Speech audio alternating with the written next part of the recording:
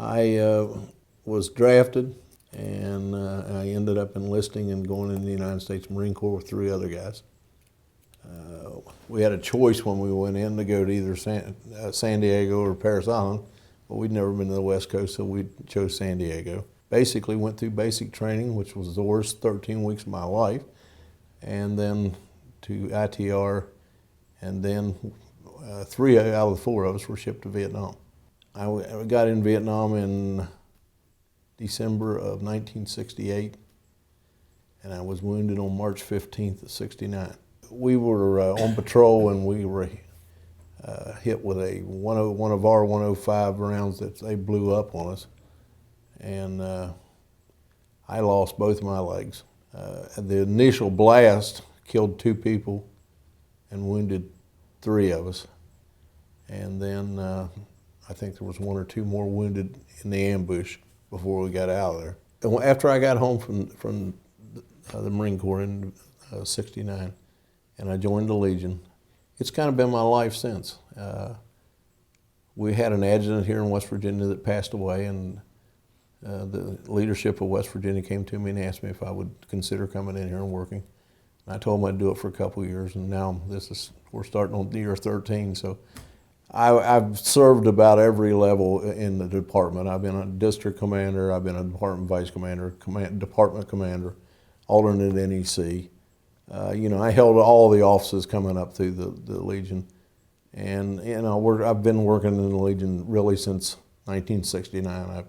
And I got really active and started going to Indianapolis and started going to national conventions in '73.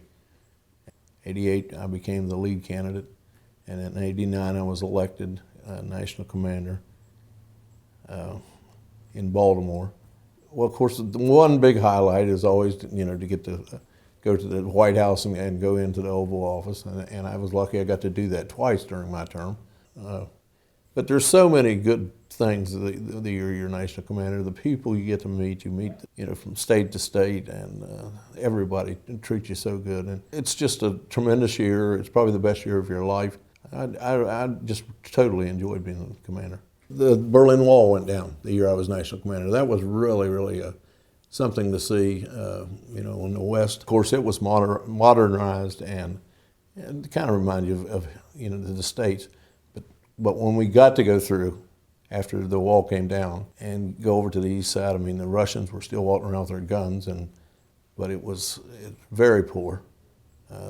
Buildings were really dilapidated. It was like night and day between the East and West. It really was.